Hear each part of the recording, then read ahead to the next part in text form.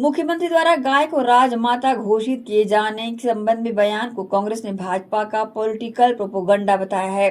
प्रदेश कांग्रेस अध्यक्ष दीपक बैज ने कहा कि भाजपा सरकार बनने के बाद राज्य में गाय भूख से मर रही है। सरकार उनके चारे, पानी और सुरक्षा की व्यवस्था तो कर नहीं पा रही। मुख्यमंत्री गाय को राजमाता घोषित करने की बात कर शक्ति लोकप्रियता हासिल करना चाहते हैं। 2 साल में 5 लाख गौवंश गायब हो गए। सरकार ने क्या किया? प्रदेश कांग्रेस अध्यक्ष दीपक बैज ने आगे कहा कि गौ को राजमाता घोषित करने वालों के राज में गाय सुरक्षित नहीं है। 2 साल में गांव और शहरों में पशुओं की संख्या 40% घट गई है। अर्थात राज्य से पिछले 2 सालों में लगभग 5 लाख से अधिक गौवंश गायब हो गए। ये लगभग 5 लाख गाय कहाँ गई? सीधा मतलब है उनकी तस्करी कर यूपी, महाराष्ट्र के स्लाटर हाउस पहुंचा दिया गया। कल मुख्यमंत्री जी का बयान आया है कि मंत्रिमंडल में विचार करेंगे कि गाय को राजमाता घोषित। मुख्यमंत्री जी का यह बयान मुझे लगता है पॉलिटिकल प्रोपोगेंडा है। वो इसलिए क्योंकि भाजपा सरकार बनने के बाद सबसे ज़्यादा मौतें गौवंश और गायों की हुई है और उनकी सुरक्षा की कोई व्यवस्था नहीं, उनकी खाने की दाने की कोई व्यवस्थाएं नहीं।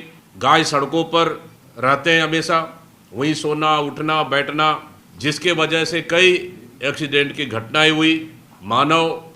कई लोग की एक्सीडेंट से मौत हुई और लगभग 2500 से अधिक गायों की मौत भी हुई और पूरे प्रदेश में 5 लाख से अधिक गौवंश गायब है। मतलब कुल मिलाकर कि इतनी गायों की मौत, इतनी गायों के प्रदेश से गायब होना को सरकार को ध्यान नहीं आया। इसका जिम्मेदार कौन है? सिर्फ सस्ती लोकप्रियता हासिल करने के लिए इस तरह की एक पॉलिटिकल प्रोपोगेंडा ये सरकार अपना रही है। आप देखेंगे कि पिछले महीने का महतारी बंधन की योजना में इस सरकार ने 5 लाख से अधिक महतारी बंधन के हितग्राहियों का पैसा इस सरकार ने काट दी। सरकार बड़ा दावा करती थी कि हम पूरे प्रदेश में 70 लाख महिलाओं को महतारी बंधन का लाभ दे रहे हैं और उनके 70 लाख महिलाओं के खातों में पैसा डाला जा रहा है। लेकिन जब 20वीं किस्त देने की बारी आई तो सरकार ने 5 लाख से अधिक, पूरे प्रदेश में 5 लाख से अधिक महतारी बंधन हितग्राही महिलाओं को काट दिया गया और 5 लाख से अधिक लोगों को अब इसका लाभ नहीं मिल रहा है। आखिर क्यों? इस सरकार से हम पूछना चाहते हैं, 5 लाख से अधिक महतारी बंधन हितग्राहियों का पैसा क्यों काटा गया? सरकार को इसको जवाब देना चाहिए। का सीजन है, दीपावली जस्ट सामने है। जो प्रदेश से गरीब छोटे छोटे व्यवसाय करने के लिए आते हैं, जो सड़कों में बैठकर ठेले लगाकर बोरी बिछाकर जो अपनी रोजमर्रे की सामान खरीदी बिक्री करते हैं, उनको ये सरकार ने आदेश किया है कि पिछले 2 दिनों से उनको सड़कों से बेदखल करने का काम कर रही है। सड़क किनारे से उनके साथ मारपीट कर रही है, उनके सामानों के साथ जब्त कर रही है, उनके सामानों को जब्त कर रही है और उनके ऊपर कार्रवाई कर रही है। मैं समझता हूँ ये गलत है। कांग्रेस इसका विरोध करती है। वो इसलिए क्योंकि सरकार रोजगार तो दे नहीं पा रही है और त्योहारों के सीजन में छोटे छोटे आमदनी कमाने वाले, रोजी रोटी कमाने वाले उन गरीबों को ऊपर इस तरह के अत्याचार करना, उनको प्रताड़ित करना, उनको सामानों को जब्त करना और उनके ऊपर कार्रवाई करना, मैं समझता हूँ गलत है। इसका कांग्रेस विरोध करती है और इस तरह से छोटे छोटे व्यवसायी को परेशान करना बंद करे सरकार।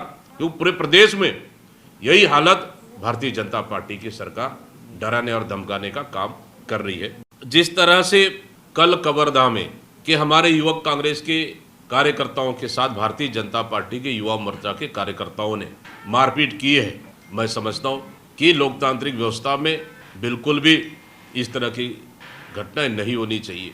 क्योंकि लोकतांत्रिक रूप से उन्होंने शांतिपूर्ण विरोध प्रदर्शन किया, लेकिन भारतीय जनता पार्टी के युवा मोर्चा के कार्यकर्ताओं ने गाड़ी रोक के उनके साथ मारपीट करना, गाली गलौज करना, मैं समझता हूँ कि लोकतांत्रिक रूप से इस विरोध प्रदर्शन को कुचलने का और दबाने का ये प्रयास है और उनके ऊपर अभी तक कार्रवाई नहीं करना गृह मंत्री के गृह जिला में, गृह विधानसभा में कहीं न कहीं इस तरह से घटना का मनोबल बढ़ाता है। इसलिए कि उनके ऊपर तत्काल FIR दर्ज कर कार्रवाई होनी चाहिए।